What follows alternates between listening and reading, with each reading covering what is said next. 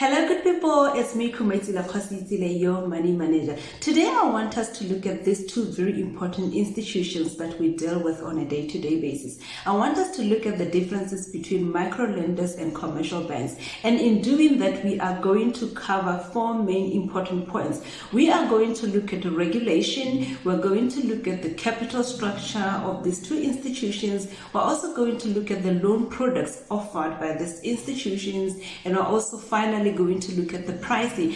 I am sharing this information with you with the intention of helping you with the facts. You need to have all your facts in place so you can make a financially informed decision in terms of the financial institution you're going to go with in terms of the loan products that we consume that are offered by these two institutions. Let's start with the regulation. Commercial banks are regulated by Bank of Botswana through the Banking Act. That's what you need to know. Commercial banks are regulated by Bank of Botswana, while micro lenders are regulated by Non-Bank Financial Institutions Regulatory Authority through the Micro Lenders or Finance Companies Act. You need to know that is the distinction in terms of regulation. Bank of Botswana, commercial banks, and then micro lenders, MBFIRA for short. That's what we call it, MBFIRA. Number two, we look at the capital structure of these two financial institutions.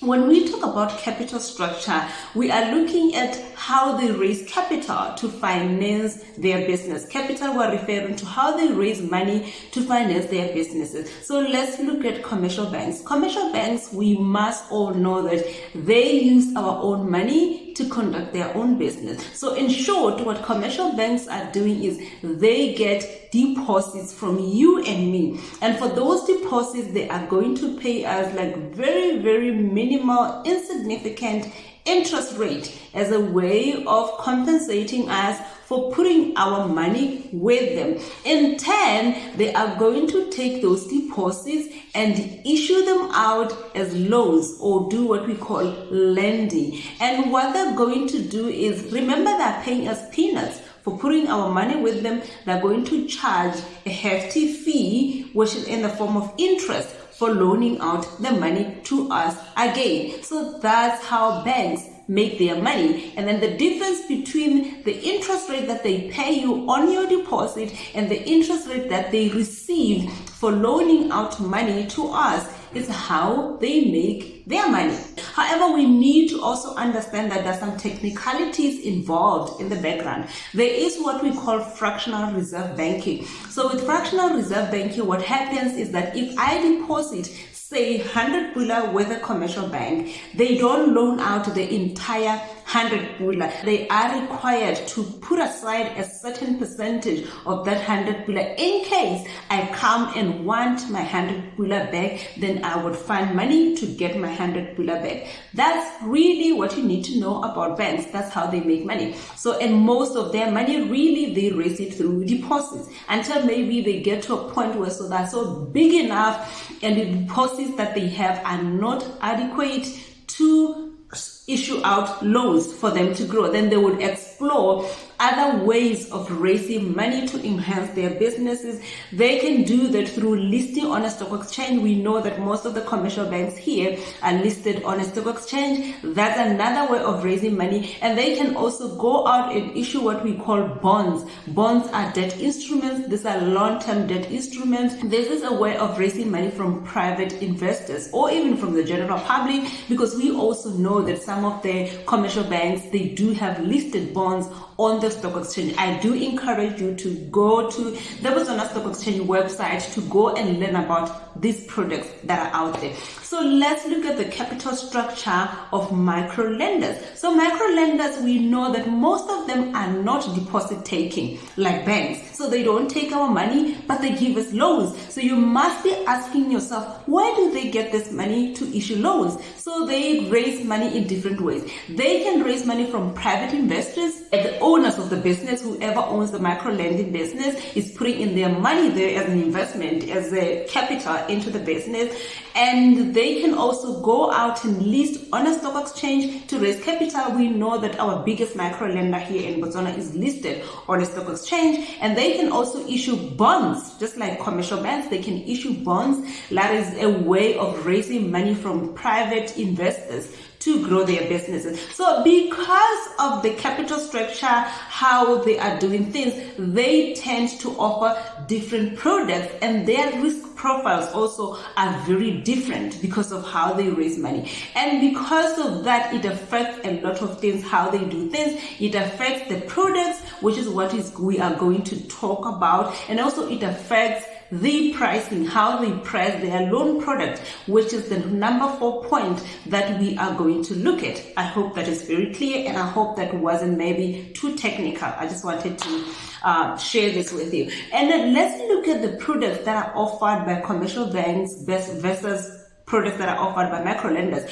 Because of the ease of raising capital by commercial banks, they do tend to have an array of products that they do offer. They do have what we call secured loans products. I'm only referring to loans, I'm not referring to transactional products. Let's look at the loans. So they do have secured loans. Secured loans is where you have an asset backing a loan product that you are getting. This could be a vehicle loan, this could be a mortgage. Those are secured loans. And they do also have unsecured loans. Unsecured loans will come in the form of credit card, will come in the form of overdrafts, will also come in the form of personal loans. Please, I do encourage you, go and look at one of the videos that I've done where I was sharing different types of loan products that are available there. I've spoken extensively in that particular video on the different loan products offered by commercial banks. So they do have like many products that they're offering. And while we look at the micro lenders, because of sort of like the limitations in terms of the raising capital or their capital structures, you find that they do tend to offer not so many products. So most of them here, they offer unsecured loan products, and mostly is typically what we call personal loans.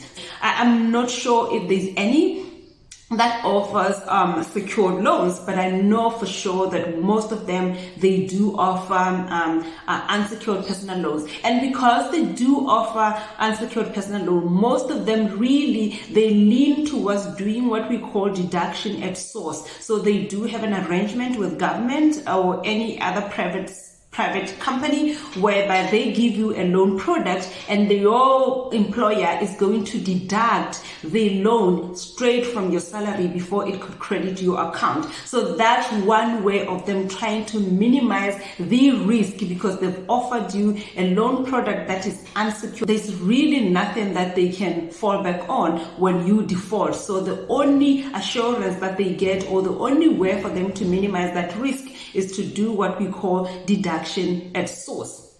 Hope you understand that. That is it in terms of the products that are offered by commercial banks and products that are offered by micro lenders. I want us to also look at this very important factor. I want us to talk about affordability.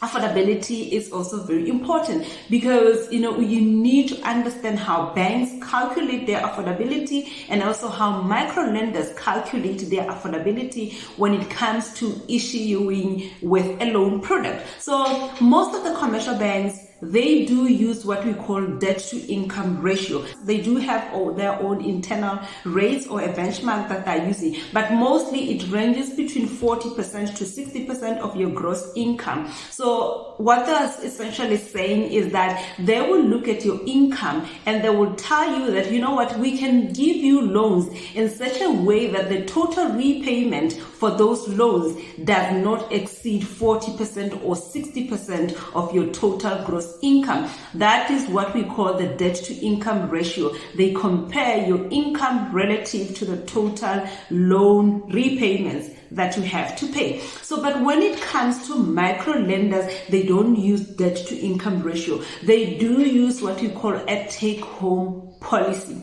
You need to be aware of this. And currently our take home policy, which has been long done by our government, and it really needs to be updated. It says that a micro lender can give you money as long as you remain with 1.5, it's okay. Example, if you earn 20,000, let's say this is 20,000 after tax, they can give you a loan as long as you remain with 1.5. So they can give you a loan with a repayment of 18,500. That's ridiculous. And because of the differences in terms of how they calculate their affordability, you find that a lot of people tend to gravitate towards micro lenders because they will tell you that, with micro lenders, we qualify for a higher amount, not understanding that, it is not really in their best interest. Anyone in their rightful mind will never be okay with tying your income, with tying 18,500 out of 20,000 of your income. That is not prudent lending. This favors them because they are guaranteed as long as you are still employed, they are going to be collecting this much money from you. But you are saying, okay, I qualify for a higher amount. So you need to be aware of this, and you need to be careful when you go out there and get a loan, because you have to remember that when you get a loan today, you're essentially selling your future income for a certain time period, for the duration of the loan. If you get a loan for 5 years, right now, you have sold your income for the next 5 years until that loan is paid off. So it's very important for you to know how these institutions do calculate their affordability. I hope that is very clear. Now let's talk about their last point. Let's talk about pricing, which is also very important when it comes to the loan products.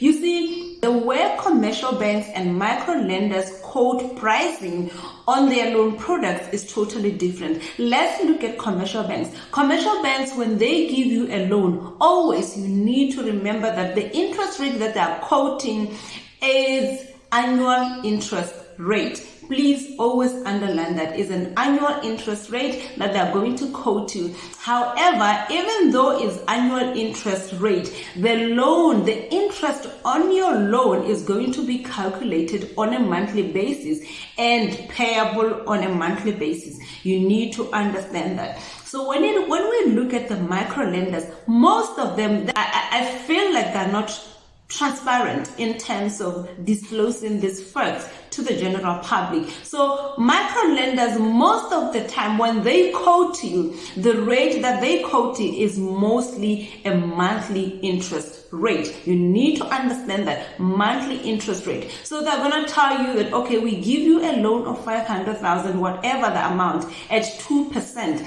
And I'm mostly not going to tell you 2% is monthly or annually. 2%, when you look at the figures in absolute term, you look at what you've been quoted by the commercial bank, maybe they've given you 12%, which is an annual rate. They're going to disclose is an annual, they'll say PA. So 12% PA. That PA is per annum. That's an annual rate. So you look at 12% and you look at somebody is telling you 2%. In your mind, you are going to conclude that, okay, 2% is lower than 12%. Therefore, the micro lender seems to be cheaper. That is not the truth, because you're not comparing likes for likes. You're comparing annual rate versus a monthly interest rate. What you need to know to do is, once you've been quoted this 2% by the micro lender, you need to annualize it so you can compare likes for likes. So when you annualize 2% that you've been quoted, that is 2% times 12% is now 24% against 12%. So which one is cheaper? This one, commercial bank, is cheaper